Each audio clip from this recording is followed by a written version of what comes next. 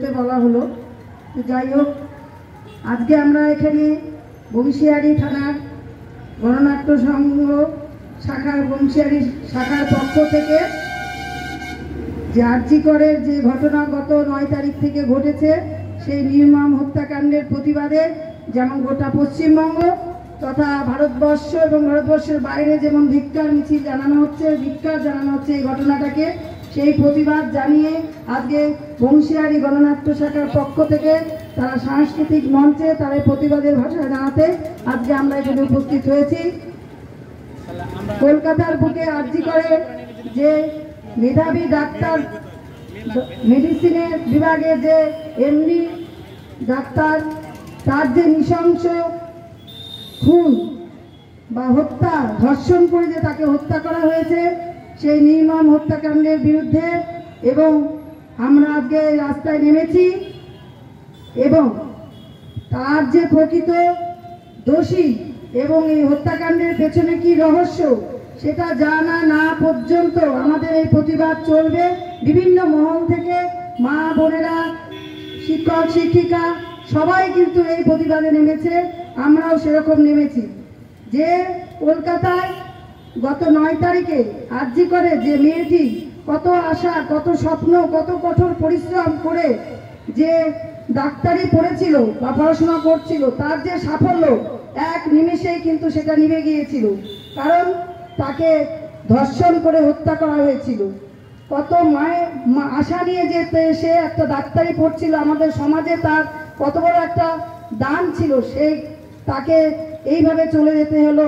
এটা আমরা মা হয়ে, বিভিন্ন মা হয়ে এবং শিক্ষিকা, শিক্ষক সমাজ, গোটা নারী সমাজ আমরা এটা মেনে নিতে পারছি না। আমরা কি মেনে নিতে পারছি যে আমাদের ছেলে মেয়েদেরকে আজকে আমরা কোথায় পাঠাচ্ছি? আমরা বাইরে পড়তে পাঠিয়ে সেখানে নিশ্চিন্তে থাকতে পারছি কি? কর্তৃপক্ষের এই উদাসীনতা কিন্তু আমরা মেনে নিতে পারছি না, তাই আমরা কিন্তু আজকে রাস্তায় নেমেছি। 1 বছর আগে আর যাদবপুর ইউনিভার্সিটিতে স্বপ্নদ্বীপের যে স্বপ্ন নিভে গিয়েছিল, ঠিক 1 বছর সেই ঘটনার দাগ বা ক্ষত না শুকাতে শুকাতেই কিন্তু আরজিকরের এই ঘটনা ঘটে গেল। তাহলে কর্তৃপক্ষ এর দায়ভার নিচ্ছে না কেন? এবং তারা তাদের দোষীদের যে শাস্তি এবং দোষী খুঁজে বের করে তাদের দোষীর কঠোর শাস্তি, সেই দৃষ্টান্তমূলক শাস্তি না দেওয়া পর্যন্ত কিন্তু আমরা এই আন্দোলন চালিয়ে যাব এই বলছি। আর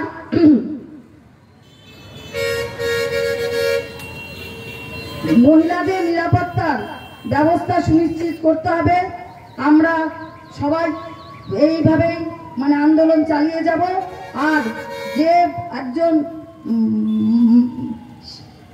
একটা মেয়ের কাছে আমরা এখন ক্ষমা প্রার্থী, যে মা হয়ে আমরা বাবা মারা কিছু করতে পারলাম না, যে মেয়েটি কত কষ্ট, কত যন্ত্রণা এই পৃথিবী থেকে যে চলে গেল, পৃথিবী ছেড়ে চলে গেল, তার বিরুদ্ধে আমরা কিছু করতে পারছি না।